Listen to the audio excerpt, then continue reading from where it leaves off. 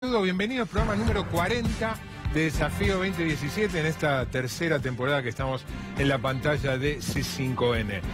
Ha sido tan exhaustivo el tratamiento del tema más importante de los últimos 2 meses que se viene haciendo del programa. Vamos a dejar de lado el caso Maldonado y le vamos a dedicar el programa hoy a 2 instituciones muy importantes, 2 instituciones claves en la historia de la Argentina que no están pasando un buen momento. 2 instituciones que están sometidas a una crisis. Hacia el final del programa vamos a referirnos a una de esas instituciones más que centenaria. ¿Qué pasa con el radicalismo? Absorbido, subsumido en la coalición Cambiemos. Vamos a empezar ahora con otra de las instituciones claves de la realidad, también centenaria, que es el sindicalismo en la Argentina. Un sindicalismo que está padeciendo de divisiones, está padeciendo de falta de liderazgo y está padeciendo además de una muy mala imagen. Ahora vamos a ver los resultados de una encuesta que realiza sistemáticamente la Universidad Abierta Interamericana y pregunta por el grado de confianza que generan, que despiertan distintas instituciones, partidos políticos, gobiernos, Fuerzas Armadas, la universidad, etcétera. Y pregunta por el sindicalismo. Pues el sindicalismo es la institución de la sociedad argentina, según esta encuesta, y hay otras muy similares que dan resultados muy parecidos. En esta el sindicalismo es la institución peor ranqueada, la que menos confianza genera. No solo la que menos confianza genera, sino que en el último año el grado de confianza se ha deteriorado. Ahí ven, en el 2016, bastante más que la mitad, el 57,3%, respondía tener o poca o nada de confianza en el sindicalismo, y en la encuesta que acaban de publicar, correspondiente a este año, la poca o nada confianza aumentó, se profundizó al 71,8%. Falta de liderazgo, división y muy mala imagen. No solo hay división en varias centrales, tenemos por un lado la CGT, las 2 CTA, el sindicalismo de izquierda, hay un proto-sindicalismo, un germen de sindicalismo de Cambiemos, bueno, el fallecido Momo Venegas, pero hay unas 62 organizaciones macristas ahí tomando algo de fuerza. Sino también incluso la CGT está dividida. Está dividida, si bien ahora reunificada con una conducción de un triunvirato, pero que ni siquiera ese triunvirato, los integrantes de ese triunvirato tienen la misma referencia a nivel político. Acuña llama a votar ahora en octubre por Massa, Daer llama a votar por Cristina y Juan Carlos Smith llama a votar por Randazzo. O sea, se referencian en la que es la elección más importante con 3 espacios distintos. Además, la CGT viene teniendo una actitud ambivalente, oscilante en relación al gobierno. Mañana es un día muy importante, está convocado la cumbre de la CGT, el confederal, con los delegados, los secretarios generales de todos los sindicatos, y se sabe, ahora lo vamos a ratificar con periodistas que siguen de cerca el tema, pero todo indica que no va a anunciar ninguna medida de fuerza, como habían insinuado en lo que fue la última movilización, la del 22 de agosto. Y en este contexto, y con el fantasma de la reforma laboral salvaje de Brasil, se suma la aparición de una serie de causas judiciales, impulsadas por la justicia, obviamente, pero también fogoneadas, aprovechadas por el gobierno. Ahora vamos a ver las más emblemáticas, que no hacen más que deteriorar todavía un poco más la mala imagen que tenía el sindicalismo. El caso de Omar Suárez, el caballo Suárez del sindicato marítimo, acusado de bloquear puertos, de extorsión, de asociación ilícita, preso desde septiembre del año pasado y con su gremio intervenido. Ahí tuvo un rol importante una candidata de Cambiemos que fue interventora de ese sindicato. Ese es el primer caso. Ahora vamos a ver el otro de los casos, el de Omar Plaini. De una manera inexplicable lo acusaron por una formalidad, en el peor de los casos, de falsificar un documento de una elección que había ganado cómodamente. Lo procesaron en un operativo muy ruidoso, le intervinieron en el gremio, finalmente la Cámara le dio la razón y revocó la medida. Ese es el segundo caso. El tercer caso vamos a ver el de Víctor Santamaría, el titular del gremio de encargados de edificios del SUTER, además un gremio que ha crecido mucho, dueño de varios medios de comunicación, Página 12, la M750 y varias revistas. Ahí el gobierno está empujando una causa judicial contra Víctor Santamaría a partir de una denuncia de la Unidad de Investigación Financiera, lo acusan de movimientos de divisas, lavado de dinero. Y por último, el caso de mayor actualidad, que es el de Juan Pablo El Pata Medina, uno de los caciques sindicales más indefendibles, acusado de lavado de activo, coacción agravada, asociación ilícita, está detenido él, su hija, su mujer. Podríamos recordar también que vienen del gobierno o de la gestión de los años anteriores la detención de José Pedraza por el asesinato de Mariano Ferreira y de Juan José Zanola por la mafia de los medicamentos. En este panorama, un sindicalismo debilitado no hace más que envalentonar a un gobierno que está intentando introducir reformas en las relaciones laborales. No a través de una gran reforma laboral, pero sí tocando costumbres en las convenciones colectivas, como ocurrió en el caso piloto de Vaca Muerta, un nuevo convenio colectivo. Vamos a charlar, a seguir analizando este tema, la crisis del radicalismo, con tres especialistas. Saludo a Ana Natalucci, socióloga, saludo a Fernando Rosso, de Izquierda Diario, a Mariano Martín, especialista en temas sindicales del diario Ámbito Financiero. A los tres, gracias por venir. Natalia y Fernando, ustedes además son coautores, ¿no?, de un libro sobre la clase obrera que apareció recientemente. Sí, es un libro que editó Le Monde Diplomatique, que escribimos junto con Paula Valmedina y Martín Rodríguez, digamos, junto con José Nathanson escribieron la introducción, que es, digamos, un poco como evaluar las condiciones de la clase obrera realmente existente, con todas sus fragmentaciones organizacionales y de condiciones de vida. ¿Exagero con este pantallazo que di de el sindicalismo, o me quedo corto, o más o menos acertado en visión de ustedes? Yo coincido en bastantes líneas. Estaba pensando mientras lo comentabas vos que había algunos ejes. A veces a los periodistas nos sirven estos encasillamientos más simplistas, pero para entender algunas cosas, vos fíjate que hay elementos en común con todos estos procesos que vos fuiste contando. Denuncias que toma inicialmente la justicia federal, una justicia que, bueno, sabemos cuáles son los condicionamientos de la justicia federal en la Argentina y cuántos cruzamientos hay entre la justicia federal y los servicios de inteligencia en este país. Las denuncias, algunas de ellas incluso difusos, orígenes difusos de la denuncia, no se sabe bien si son denuncias anónimas o están iniciadas por otros, pero que terminan tomadas por la justicia federal, llevan a la cárcel a personajes indefendibles como el Pata Medina, y otros casos que se han sabido últimamente. Sí, Caballo Suárez. Las intervenciones, que también mencionabas, el caso de Plaini y demás, que también, inédito en la historia de la Argentina, la cantidad de intervenciones que hubo en el año y medio que lleva, o poco más, de mandato de Mauricio Macri, que son tomadas y alentadas por el gobierno y la justicia federal casi en paralelo y revocadas por la justicia en lo laboral, que también es un proceso paralelo, es decir, una justicia en lo laboral que veíamos muy alineada en algunos casos con la gestión anterior y una justicia federal muy alineada por el gobierno actual.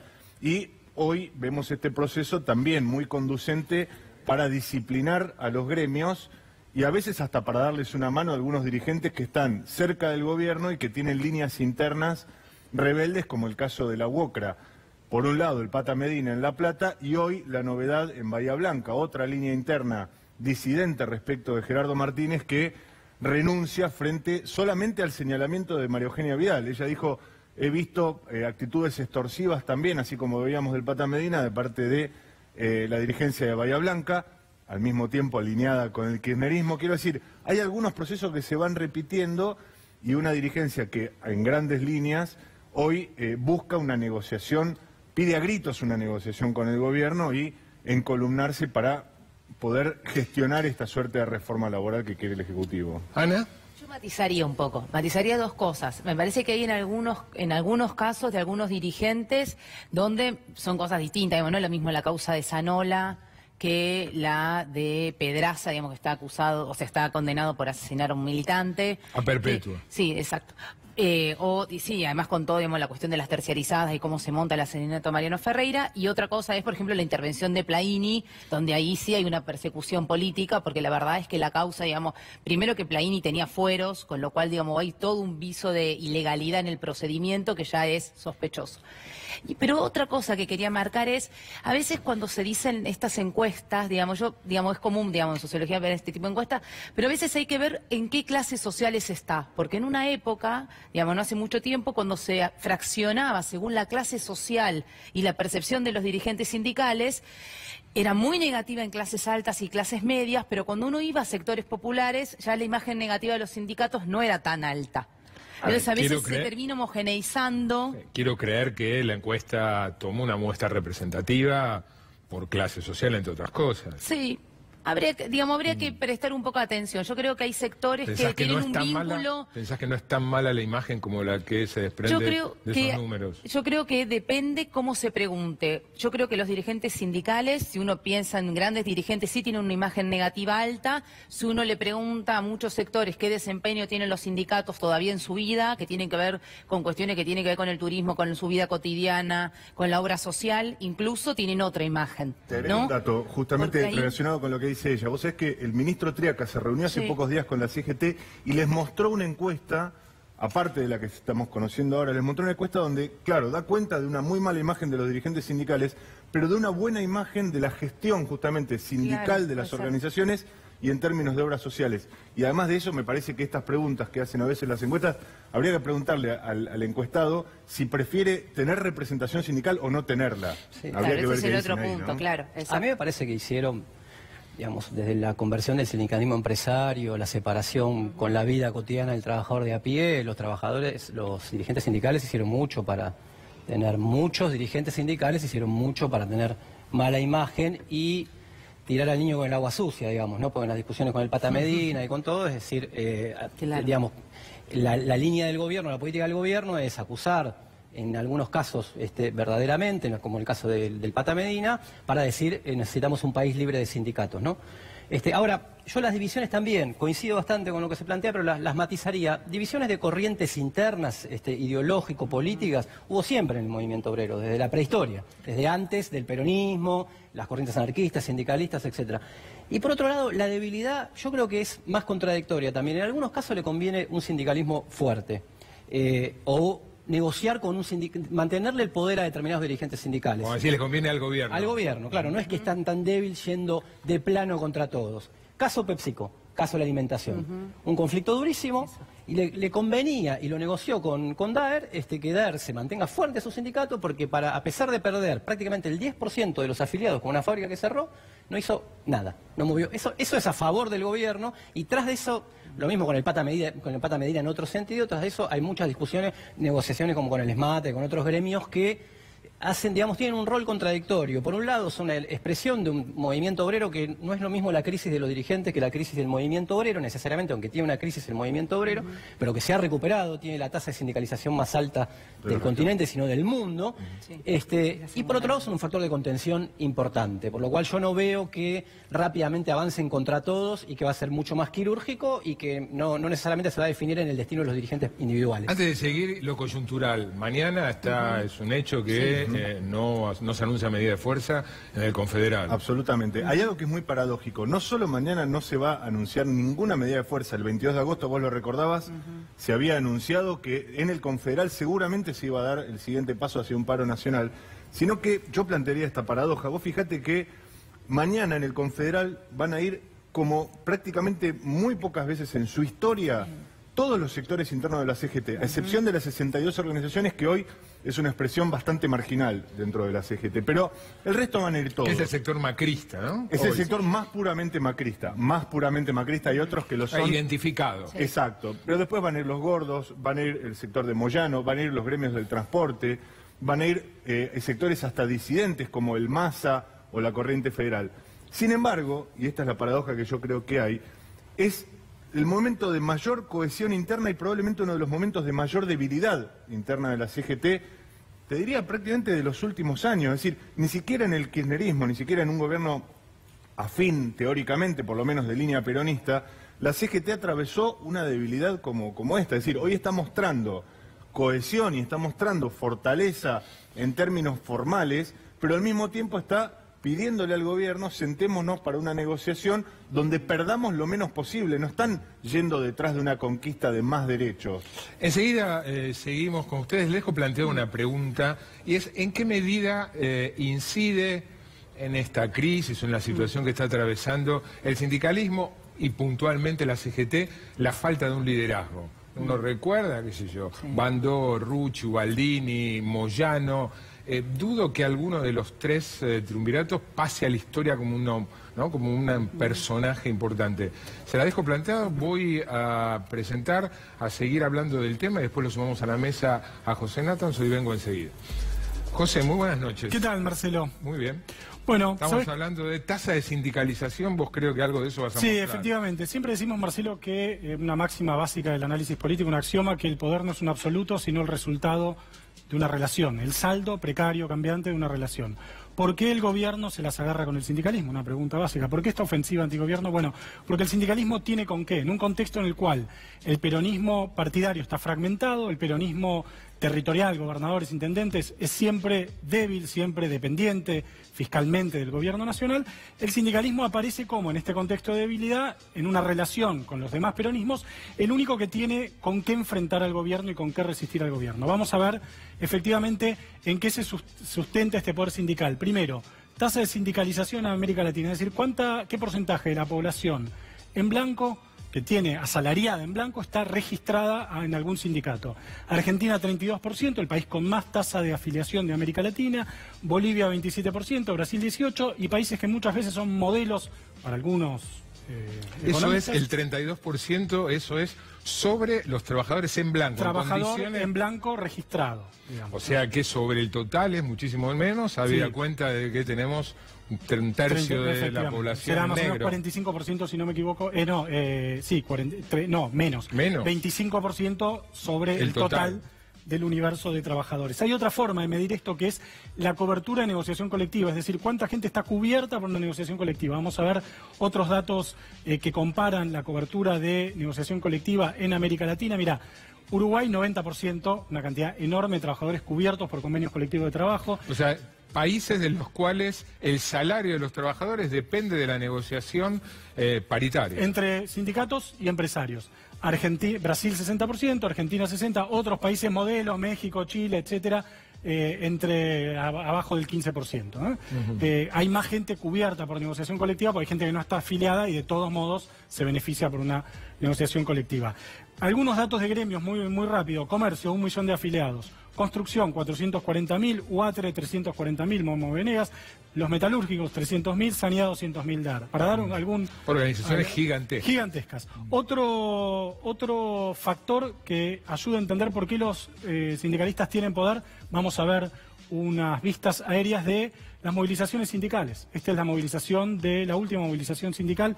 Nadie en la Argentina está en capacidad hoy de convocar lo que convocan los sindicatos, salvo quizás Cristina Kirchner. Salvo quizás Cristina Kirchner, no hay otro actor político que pueda convocar a movilizarse en la calle como los sindicatos. Ese es otro factor. Y vamos a ver el tercero, que es lo que Irigoyen llamaba las efectividades conducentes, los recursos. ¿En qué se basan los recursos de los sindicatos? Este dato a mí me resulta muy impresionante. ¿Cómo está distribuido, Marcelo, la cobertura de salud en la Argentina? El 46,41% de los argentinos tiene una cobertura de obra social. Son 18 millones, más de 18 millones de personas que se atienden a una obra social gestionada por sindicatos. En un sistema que es bastante argentino, ¿no? Muy argentina. No hay otro país del mundo en donde los sindicatos, y yo creo que es un activo de los sindicatos y algo de los sindicatos, y esto se dice poco, en general hacen bien. Los afiliados a los sindicatos quieren estar en la obra social de los sindicatos, sobre todo si son sindicatos buenos y están bien administradas. Le da una especie de casi de identidad sindical la obra social, junto al turismo popular y una serie de cosas. Pero hay, en todo caso, 18 millones de argentinos que se atienden en obras sociales sindicales, 4 millones y sumás los que tienen prepaga a través de la obra social, pero eso es otra cosa. El resto, hospital público, prepaga, etcétera. Es mucha gente y son muchos recursos. Ahora decíamos, esto es lo que abona la idea de que el sindicalismo tiene poder. ¿Cuáles son los déficits del sindicalismo? Vamos a ver una foto bastante ilustrativa. Mira, este es el cumpleaños 75 de Luis Barrio Nuevo. El cumpleaños 75 de Luis Barrio Nuevo, ambientado en Parque Norte con el estilo del Padrino. Está disfrazado de Vito Corleone. Cantaron Sergio Denis y Raúl Davié. Se comió sushi con champagne y hubo coches antiguos para sacarse fotos. Bueno, la ostentación, ¿no? La ostentación es un clásico ya a esta altura muy remanido en los confederales o de ir con las cámaras y sacar fotos o filmar los autos. Los aviones, incluso en algún caso. Bueno, a ver, detrás de esto está la dificultad de renovación de muchos secretarios generales de gremios. Por ejemplo, Ramón Baldacini Correo estuvo 54 años al frente del gremio, Omar Viviani, lo mencionaron recién, 34 años, Hueso Campo, 33, Barrio Nuevo, 34, promedio 20 años más o menos al frente de un gremio. Esto no quiere decir que no tengan legitimidad, esto no quiere decir que los afiliados no quieran que Barrio Nuevo sea el secretario general de Empleo y Comercio, sí quiere decir que Cavalieri se mantenga y renueva. Efectivamente, lo que quiere decir es que, en todo caso, hay una dificultad de renovación. Sobre estas dos cosas, y ahí termino, trabaja el gobierno.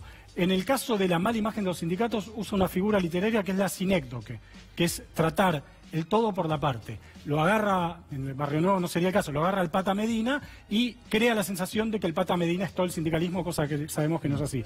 Y sobre la otra cuestión que trabaja es sobre la fragmentación sindical. Sobre estas dos cosas trabaja el gobierno y me parece que por esto el macrismo está siendo relativamente exitoso en esta ofensiva contra los sindicatos. Súmate a la mesa, seguimos con Ana, con Mariano y con Fernando. Había dejado planteada la pregunta sobre el liderazgo, ¿no? ¿En qué medida la falta de liderazgo, una vez que Hugo Moyano no se corrió del todo, pero por lo menos de la visibilidad, cuánto incide en los problemas que está atravesando el sindicalismo? Yo creo que muchos. Lo personal.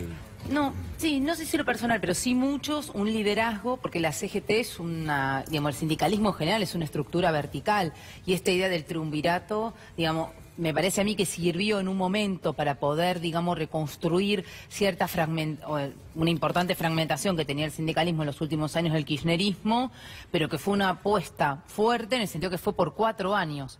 Recordemos que el anterior triunvirato en 2004, que fue el de Moyano, también con una CGT muy fragmentada, fue por 1 año para estabilizar.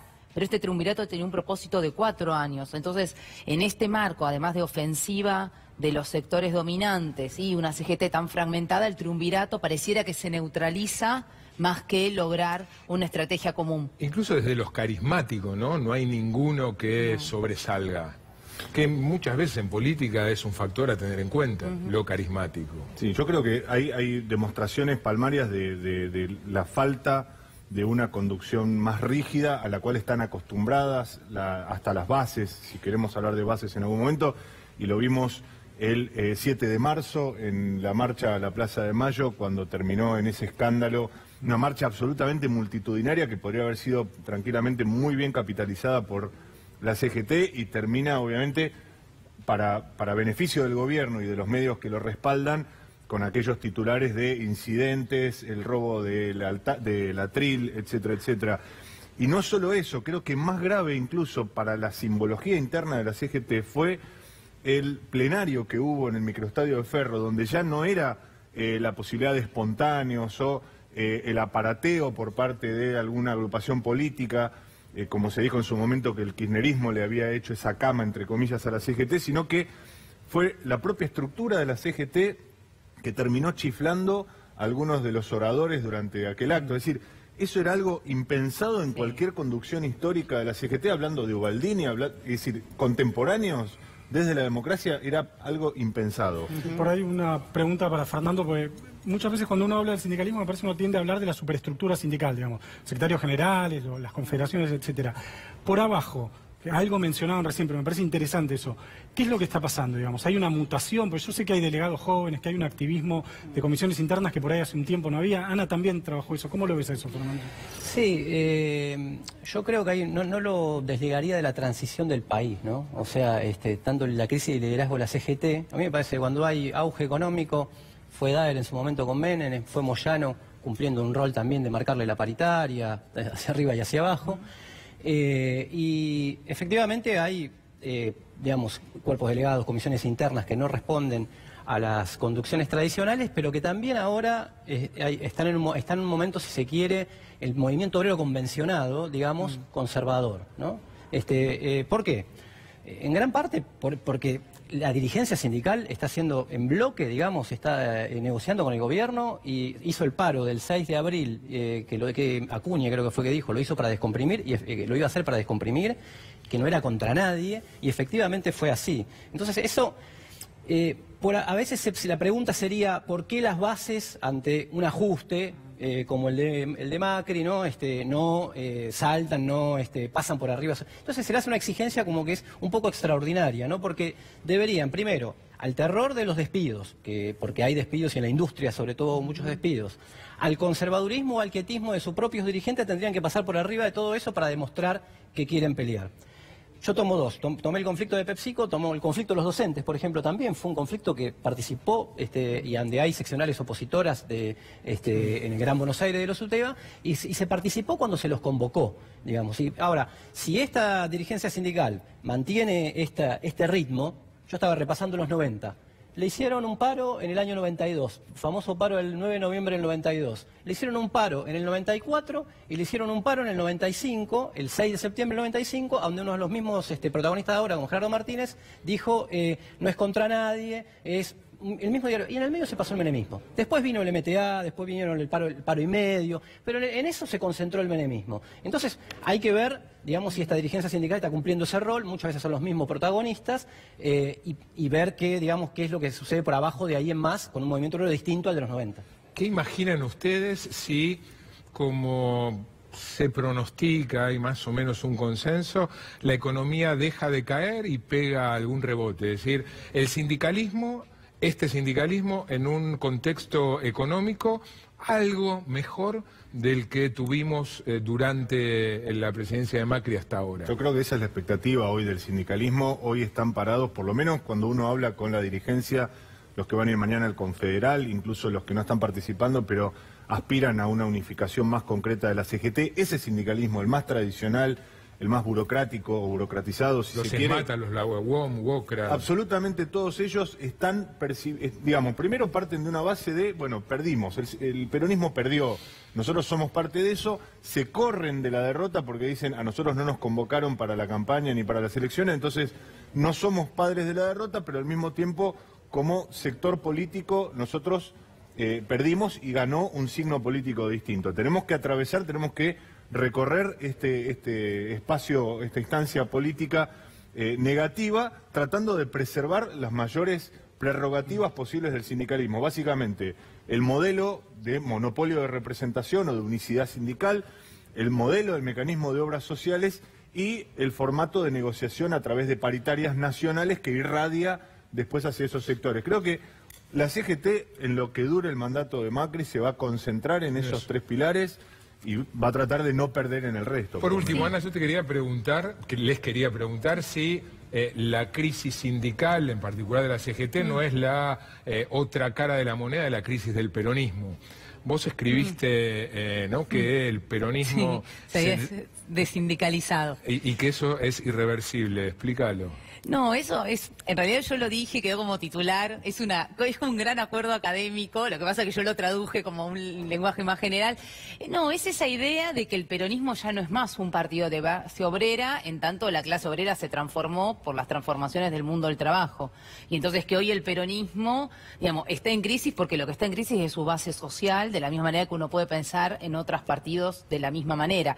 Yo igual creo que, más allá de la crisis de representación que uno puede ver, el sindicalismo sí ha mostrado mucha capacidad de metamorfosis y que yo creo... Adaptación. Sí, de adaptación y de transformación también. Yo creo que, a lo mejor soy muy optimista, pero sí creo que hay bases o nuevas camadas de dirigentes que tienen otras ideas de dirigentes que tienen muchos años. No solo en los sindicatos, sino que además generacionalmente se nota que hay una brecha. Una renovación, Ana, yo creo que hay una renovación, que hoy son delegados, pero que sí, en el mediano plazo, eso puede implicar una renovación. Lo que pasa es que ahí hay que pensar cómo no se traduce cierta idea de renovación generacional con cierta transformación. Yo agrego una cosa a lo que decía antes Fernando, que es, por ejemplo, ahora se modificó el convenio de Atilra, ¿no?, que es de lecheros, en Sunchales, una asamblea. Y ahí no fue vaca muerta, vaca muerta. El segundo, tercero, sí. Y eso, a diferencia, por ejemplo, no fue una discusión, digamos, solo de la burocracia o solo de los dirigentes. Los mismos delegados votaron eso. Es decir, la crisis, hay ciertas cuestiones torsivas del desempleo, de la baja de salarios, ¿no? O sea, el desempleo tiene un factor disciplinador muy fuerte sobre la clase trabajadora. Yo te agrego una cosa, la ley de asociaciones sindicales es medio, digamos, impide mucho, y la estatización que hay en los sindicatos impide mucho que esa renovación se produzca. El monolitismo sindical de abajo, así de arriba hacia abajo, hace muy difícil eso, ¿no? Ana, Fernando, Mariano, a los tres, gracias por venir. Gracias. Vamos a un breve corte y en lo que resta del programa, otra institución que está en crisis, el radicalismo. Vamos a tener una charla con tres de sus dirigentes.